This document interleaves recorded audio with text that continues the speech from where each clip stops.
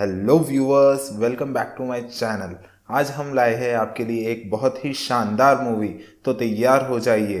Movie की शुरुआत में हमें एक मैरिड कपल को दिखाया जाता है। हस्बैंड का नाम मैट और वाइफ का नाम केट होता है। ये दोनों एक नए घर में शिफ्ट होते हैं और इनके नए घर में रिनोवेशन और रिपेयर की जरूरत होती है और इसलिए वो दोनों मिलकर क्वालिटी टाइम स्पेंड करते हैं और साथ में घर को रिनोवेट भी करते हैं। किचन में सफाई करते वक्त केट को कैबिनेट में एक मरा हुआ बर्ड मिलता है, तो केट उस बर्ड को दफनाने के लिए घर से बाहर लेकर जाती है और तभी मैट उसे ऊपर खिड़की से आवाज देता है।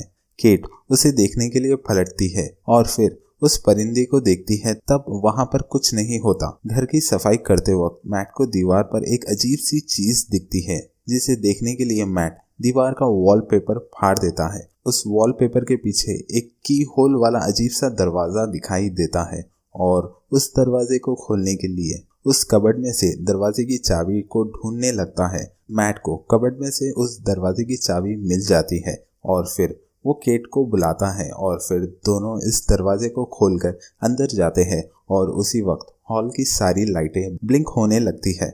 इस प्रॉब्लम को दूर करने के लिए मैट इलेक्ट्रिक कंपनी को कॉल करता है और केट भी मैट के पीछे चली जाती है। इलेक्ट्रिसिटी प्रॉब्लम को देखने के लिए इलेक्ट्रिसिटी कंपनी से एक आदमी आता है और तब वो आदमी और मैट बेसमेंट में जाते हैं और ये देखकर बहुत हैरान होते हैं कि सारे वायर एक दूसरे में उलझे हुए हैं। और जब मैट उस आदमी को लाइट ठीक करने के लिए कहता है, तब वो आदमी बताता है कि उसने इससे पहले कभी इस तरह की कोई चीज नहीं देखी। वो आदमी जाने से पहले मैट को बताता है कि इस घर के पुराने मालिक का मर्डर इसी घर में हुआ था। ये शॉकिंग बात सुनकर मैट इस घर के बारे में रिसर्च करने लगता है। एक पुराने आर्टिकल को पढ़ने के बाद मैट को पता चलता है कि इस घर के पुराने ओनर का नाम पॉल और मेडलिन था और उनके मर्डर की पहचान नहीं हो पाई थी, लेकिन एक सस्पेक्ट था, उसका नाम जॉन था। मैट जो एक आर्टिस्ट था, वो जॉन की स्केच बनाता है और थोड़ी देर बाद फिर वो वापस से लैंप लेकर उसी रूम की तरफ जाने लगता है। रूम में बैठकर वहां पर शराब पीने लगता है और उसकी बोतल खाली हो जाती है। उसे एक और बोतल पीने का मन करता है और उसी वक्त उस कमरे में लाइट ब्लिंक करने लगती है और अचानक से एक दूसरी शराब की बोतल मैट के सामने रखी हुई होती है।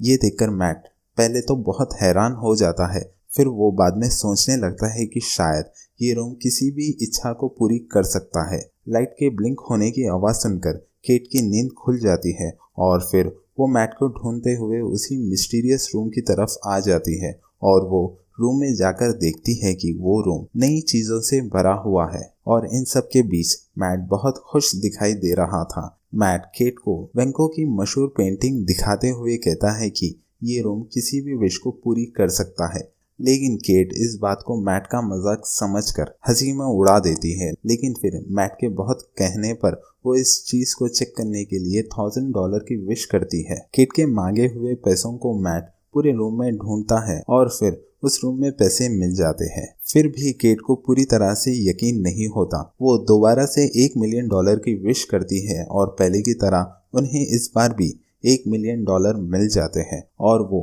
रातों रात मिलियनेयर बन जाते हैं। ये सब देखकर केट बहुत डर जाती है और रूम से बाहर आ जाती है। तब मैट आकर केट को समझाता है कि वो इस चीज का फायदा उठा सकते हैं और आराम से अपनी जिंदगी गुजार सकते हैं। इसके बाद वो दोनों एक मजेदार जिंदगी गुजारने लगते हैं। वो मिस्टीरियस रूम इनकी हर विश पूरी करता था, जिसमें नए कपड़े, पेंटिंग, शराब और कई करोड़ों पैसे शामिल थे। एक रात केट मैट से पूछती है कि आखिर इस मिस्टीरियस रूम का राज क्या है और ये किस तरह से हमारी विशेष पूरी करता है। मैट कहता है कि हमें इन बातों की चिंता नहीं करनी चाहिए और ये बहुत मजे से अपनी जिंदगी गुजारने लगते हैं। लेकिन उनकी ये खुशी ज्यादा दिन तक नहीं रहती और इस लाइफ से बोर हो जाते हैं।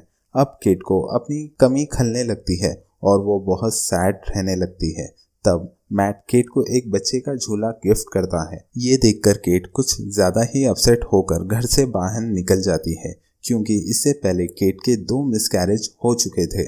अब केट कुछ देर के बाद उसी मिस्टीरियस रूम में जाती है और एक बच्चे की विश करती है। मैट जब केट के पास आता है तो देखता है कि केट एक छोटे से बच्चे को लेकर बैठी हुई है और मैट केट पर बहुत गुस्सा करता है कि बिना मुझे बताए तुमने एक बच्चे की विश कर दी, और दोनों में बहुत बहस होने लगती है। और केट कहती है कि मिस कैरेज के गम को भूल नहीं पाएंगी, इसलिए उसने ये विश की और हम दोनों इस बच्चे के साथ बहुत खुश रहेंगे।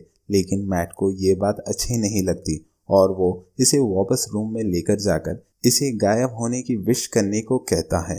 दोनों बच्चे को लेकर उस मिस्टीरियस रूम में जाते हैं। केट इस बच्चे को गायब करने की विश नहीं कर पाती और रोते हुए बच्चे को मैट के हाथों में दे देती है। अपने हाथों में एक छोटे बच्चे को देखकर मैट भी इमोशनल हो जाता है और वो इस बच्चे से गायब करने की विश नहीं कर पाता और आखिरकार दोनों ही बच्चे को अपने पास रखने के लिए राजी हो जाते हैं और फिर वो दोनों इस बच्चे के साथ रहने लगते हैं। कुछ दिन बाद मैट की नज़र अपनी अधूरी स्केच ड्राइंग पर पड़ती है जो कि उसने मर्डर केस के सस्पेक्ट जॉन की बनाई थी।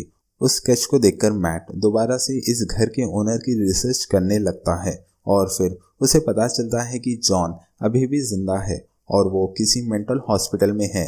एक दूसरे आर्टिकल के मुताबिक जॉन का ये कहना था कि उसने ये मर्डर रूम के कहने पर किया था। ये सब जानने के बाद मैट तुरंत ही जॉन से मिलने के लिए निकल जाता है ताकि वो इन सब के बारे में जान सके। हॉस्पिटल पहुंचने पर नर्स उसे बताती है कि 45 सालों में अब तक सिवाय न्यूज़ रिपोर्टरों के जॉन से मिलने के लिए कोई नहीं आया। ये सुनकर मैट भी अपने आप को रिपोर्टर बताता है और फिर वो जाकर जॉन से मिल लेता है। जॉन अब तक बूढ़ा हो गया था और मैट जॉन से उस घर और उस मिस्टीरियस रूम के बारे में पूछने लगता है। जॉन मुस्कुराते हुए बताता है कि वो इस पल का बरसों से इंतजार कर रहा था। जब मैट उसे अपने ओनर को मारने की वजह पूछता है तो जॉन बताता है कि जितनी जल्दी हो सके उस घर को छोड़कर चले जाओ। जिस इंसान की इच्छा पूरी नहीं होती उससे ज्यादा खतरनाक वो इंसान होता है जिसकी सारी इच्छाएं पूरी होती है। लौटते वक्त मैट गैस स्टेशन पर गैस डलवाने के लिए रुकता है। वो अपनी वॉलेट से पैसे निकालने के लिए अपनी पॉकेट में हाथ डालता है तो देखता है कि उसके सारे पैसे तो डस्ट बन गए हैं। मैट बहुत हैरान हो जाता है और इस बात को कंफर्म करने के लिए घर में रखे हुए थोड़े पैसे घर के बाहर फेंक देता है और एक पेंटिंग को अपने घर के दरवाजे से थोड़ा बाहर रख देता है और वो इन सब चीजों को राख में बदलते हुए देखता है तो समझ जाता है कि वो इस मिस्टीरियस रूम से किसी भी चीज को इस घर के बाहर नहीं लेकर जा सकते। अब मैट बहुत गुस्सा होकर उस मिस्टीरियस रूम की दीवारों को तोड़ने लगता है, लेकिन उलझी हुई वायर के अलावा उसे और कुछ नहीं मिलता। इन वायरों को ट्रैक करना मैट के लिए नामुमकिन था और फिर मैट दीवारों के वॉलपेपर को फाड़ने लगता है।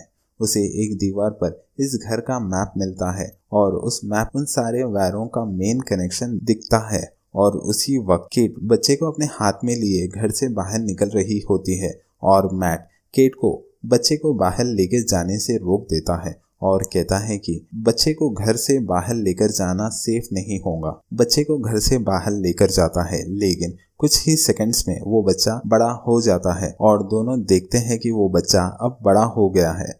अब मैट केट को बताता है कि वो रूम इनकी सारी विशेस को पूरी कर सकता है लेकिन वो कोई भी चीज़ को घर से बाहर नहीं लेकर जा सकते वरना वो चीज़ें पुरानी होकर डस्ट में बदल जाएंगी। तब केट गुस्सा होकर कहती है कि हमारा बच्चा कोई चीज नहीं है जो इस घर के बाहर लेकर जाने पर डस्ट बन जाए। केट को इस बच्चे से बहुत लगाव हो गया था। वो उसे अपना बेटा मानती थी और उसका नाम शेन रखती है और अगले कुछ दिनों तक शेन को घर पर ही पढ़ाती है और शेन को हमेशा घर पर ही रहने के लिए कहती है और कहती है कि बाहर बहुत ज्यादा डेंजरस जर्म्स है जिससे वो बहुत ज्यादा बीमार हो जाएगा। एक दिन जब केट उसे पढ़ा रही होती है तब शेन बाहर जाने की जिद करता है और कहता है कि मैंने आज तक कभी बाहर की कोई चीज नहीं देखी।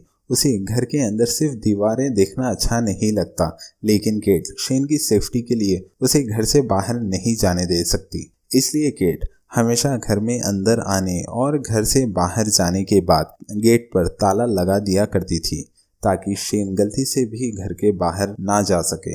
एक दिन मैट का कोई पार्सल आता है जिसे लेने के लिए केट बाहर जाती है और उस पार्सल को लेकर मैट को दे देती है लेकिन गलती से उससे दरवाज़ा खुला रह जाता है। उस पार्सल में मैट को एक गन मिलती है और इसी बीच केट पियानो बजाने में बिजी हो जाती है।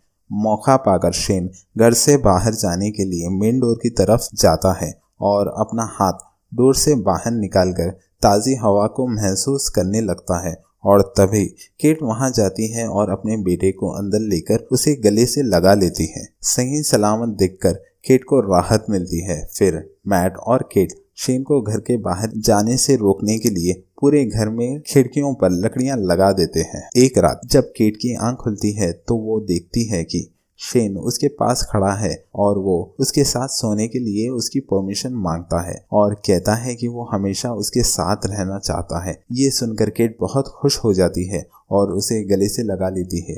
अगले दिन हम देखते हैं कि मैट अपनी गन से शूटिंग की प्रैक्टिस कर रहा है और फिर वो जब घर वापस आता है तो देखता है कि शेन एक स्नो ग्लोब लेकर उसके रूम में खेल रहा है। तब वो शेन पर गुस्सा करता है जिसकी वजह से शेन के हाथ से वो स्नो ग्लोब छूटकर गिर जाता है और टूट जाता है और शेन बहुत डर जाता है और वहां से भाग जाता है क्योंकि मैट ने अब तक शेन को अपना बेटा नहीं माना था, इसलिए वो उसे बहुत बेरुखी से बात करता था। ग्लोब के टूटने की आवाज सुनकर केट वहां पर आती है और मैट पर बहुत गुस्सा करती है। शेन अकेले घर में घूमता रहता है और वो उस मैप को देखता है जिसमें वायर्स का बना हुआ रास्ता था और वो उसे फॉलो करते हुए बेसमेंट में पहुंच जाता है जहां उलझी हुई वायर के बीच में मेन पावर स्विच था और शेन उस रूम में पहुंच जाता है। रात भर घर में लाइट ब्लिंक हो रही होती है लेकिन केट और मैट बहुत गहरी नींद में सो रहे थे तो उन्हें कुछ भी पता नहीं चलता। जब मैट की नींद खुलती है तो वो अपने सामने एक स्नो ग्लोब रखा हुआ देखता है और टूटा हुआ स्नो ग्लोब भी रखा हुआ देखता है और समझ जाता है और जाकर केट को नींद से उठाता है। दोनों उस रूम में चले जाते हैं और दरवाजा खोलने पर देखते हैं कि शेन ने इसी रूम के अंदर एक बड़ा सा आउटडोर एरिया बना लिया है और उस रूम की बंद दीवारों की जगह वहां पर खुला आसमान और एक बड़ा सा जंगल मौजूद था। शेन वहां पर स्नोमैन बना रहा था और केट शेन की बनाई हुई दुनिया देखकर बहुत इमोशनल हो जाती है और बहुत खुश भी हो जाती है और उसके साथ खेलने लगती है। लेकिन मैट को इस बात पे बहुत गुस्सा आता है और वो शेन का हाथ पकड़कर उसे वापस घर में लेकर आता है और इस बात पर मैट और केट के बीच में बहुत बहस होती है। इनकी बहस के बीच में फोन रिंग होने लगता है और शेन जाकर फोन को रिसीव करता है और कुछ ही देर में मैट वहां आकर फोन खींच लेता है और खुद बात करने लगता है और फोन की दूसरी तरफ जॉन की आवाज सुनकर मैट बहुत हैरान हो जाता है। लेकिन शेन से बात करने के बाद जॉन खुश होता है और कहता है कि तुमने उस रूम से एक बच्चे की विश की है। किचन में रखे हुए दूसरे फोन से केट उन दोनों की सारी बातें सुनती है और जॉन कहता है कि बच्चे को उस घर से आजाद होने के लिए केट को मरना होगा। केट को मारने के बाद शेन नॉर्मल जिंदगी जी सकता है, घर के बाहर निकल सकता है और शेन की उम्र भी नॉर्मल इंसान की तरह बढ़ने लगेगी। और जॉन मैट को ये बात भी बताता है कि वो खुद भी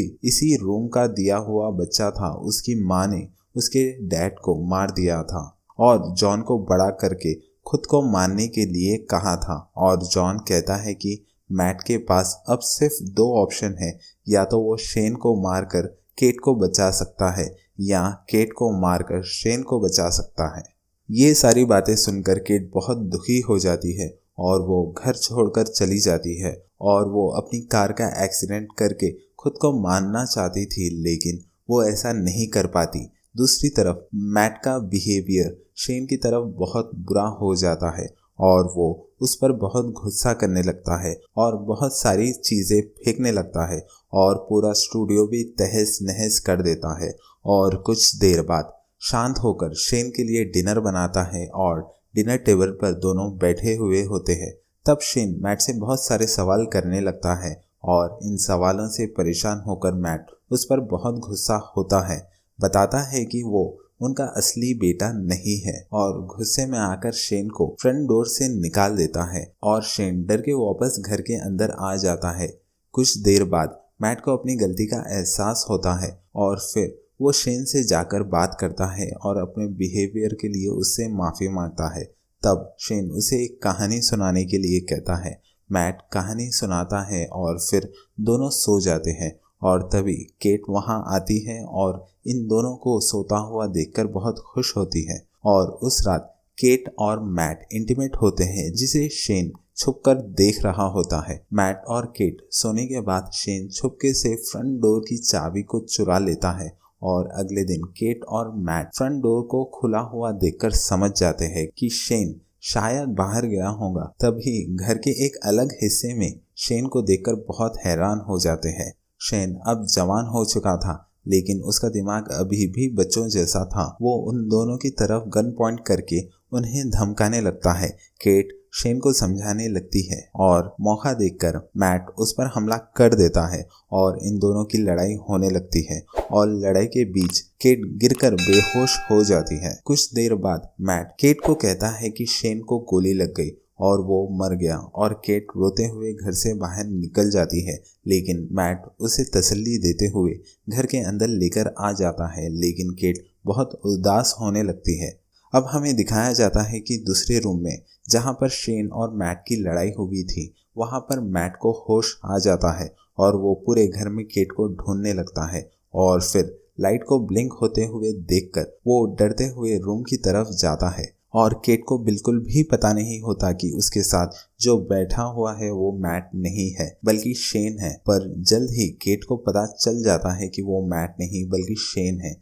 असली मैट रूम के अंदर जाने के लिए दीवार को पूरी ताकत से तोड़ने की कोशिश करता है और आखिर में सारे वायर को पार कर वो उस रूम तक पहुंच जाता है।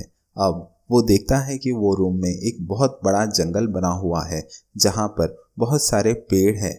यहाँ आने पर पता चलता है कि शेन ने इस रूम में विश करके जगह को बहुत बड़ा बना लिया और उनके घर की तरह ही एक डुप्लीकेट घर भी बना लिया था। अब मैट को समझ आ जाता है कि शेन ने शायद केट को किडनैप करके उसी घर में रखा होगा और मैट बहुत तेजी से केट को ढूंढते हुए उस घर तक पहुंच जाता है जहां पर शेन केट के साथ था और जबरदस्ती करने की कोशिश कर रहा होता है। लेकिन मैट को अंदर आते हुए देखकर शेन लड़ाई के लिए रेडी हो जाता है और जब केट बाहर हॉल में आती है तो वहां पर दो मैट को देखकर बहुत हैरान हो जाती है और दोनों बिल्कुल एक जैसे ही होते हैं। केट उन दोनों में से असली मैट कौन है ये पहचान नहीं पाती और तभी एक मैट केट का हाथ पकड़कर खींचता है और वो उसे धक्का देकर शेन को पुकारती है और शेन सीढ़ियों से गिरता है तो वो अपनी असली रूप में आ जाता है। मैट और केट रूम से बाहर निकलने की कोशिश करते हैं लेकिन निकल नहीं पाते क्योंकि शेन ने मैट और केट के उसी घर में फंसे रहने की विश की थी। और तभी मैट रुक जाता है और इस घर से बाहर निकलने के लिए प्लान करने लगता है और उतने में ही शेन वहां पर एक चाकू लेकर आता है और मैट को मार देता है और केट को समझाने की कोशिश करता है और तभी शेन खिड़की से बाहर मैट और केट को भागते हुए देखता है। यानी कि ये उनके क्लोन थे और असली मैट और केट दौड़कर जंगल की तरफ भागते हैं और शेन को भी बहुत गुस्सा आ जाता है और वो उनका पीछा करने लगता है। असली घर में पहुंचने के बाद मैट और शेन के बीच में फाइट होने लगती है और तभी मैट शेन को लेकर घर के बाहर कूद जाता है।